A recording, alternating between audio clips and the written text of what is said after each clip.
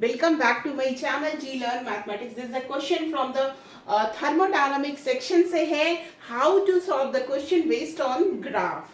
ये NCERT में से board के especially I can say this type of question can ask in a board paper because this is very easy and also in JEE main में आ सकता है. JEE advance में नहीं पूछेंगे इतना easy तो, but this is a basic. जब तक आपका basic मजबूत नहीं होगा तब तक कैसे how will you crack the JEE advance और नीट इवन है ना. यू हैव टू आपको अपने लेवल को हर समय थोड़ा थोड़ा मेहनत करके अप करना है सो डैट कि नीचे की चीज छोटी दिखे और you can easily solve the doable problem. तो क्वेश्चन क्या है हमारा कि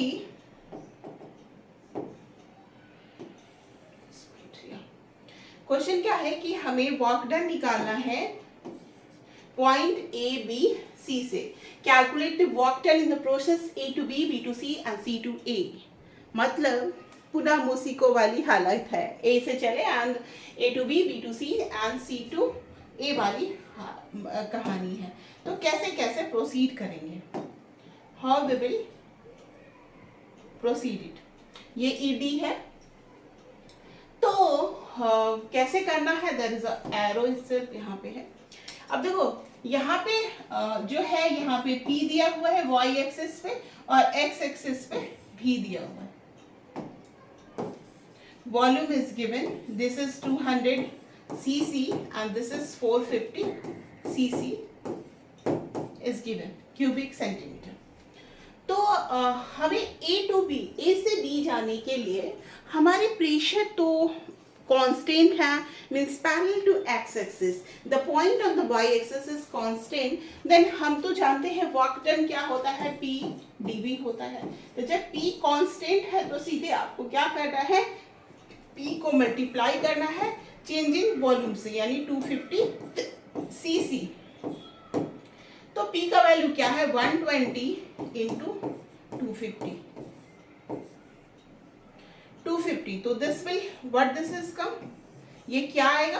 तो 25 को आपको 12 से करना है तो this will come as a 300 and this is 100. Extra part is 100 and ये चूंकि हमारा क्यूबिक है 10 पे पावर -6 आएगा. ये किलो पास्कल है 10 पे पावर, तो 10 पे पावर -3 बच जाएगा. तो हमारा इसमें से 3 जीरो कंज्यूम हो जाएगा. We will left with 30 joule.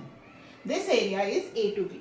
But B to C में क्या होगा, बी टू सी में वॉल्यूम बेचारे कांस्टेंट हैं. जब कांस्टेंट होगा तो work done P D V यानी V2 माइनस जो V2 है वही V1 है यार. तो वर्क डन क्या हो जाएगा, WBC में वर्क डन क्या होगा, वो 0 होगा.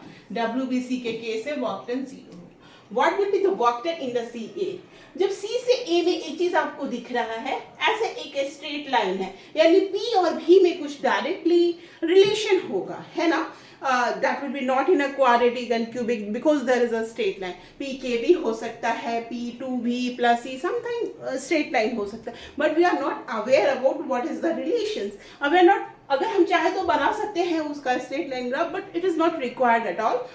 तो हम क्या करते हैं, हमें बस ग्राफ, हमें बस इस एरिया, ये एक ट्रायंगल है और नीचे एक रेक्टेंगल है, इस दोनों के एरिया को जोड़ देंगे then we will get the answer. तो एरिया को निकालने के लिए आप क्या करते हो, हाफ बेस. बेस क्या हो गया 250, 450 माइनस 200, 250 इंटू हाइट 80 हो गया. अब इस दोनों को मल्टीप्लाई कीजिए तो ये इस पे 10 पे पावर -6, 10 पे पावर -3 बचेगा, है ना. 25 8 जा क्या होता है 200 इंटू 100 आर डिवाइडेड बाई 2. तो वी विल लेफ्ट विथ 10, यानी कि ये जो पार्ट है ना, ये पार्ट, इसका वैल्यू क्या हो जाएगा 10 जूल, है ना. तो 30 जूल प्लस 10 जूल यानी C2 work done from C to A is 40 joule and this is our 40 joule and this is our work done from C to A is 40 joule. क्या ये answer है, answer तो यही है, but यहाँ पे कुछ बातें और हैं जो अनकही सी हैं. वो C2A में क्या हो रहा है, compression हो रहा है. If there is a compression, then the sign will be what? Sign will be negative. Then our answers will be minus 40 joule.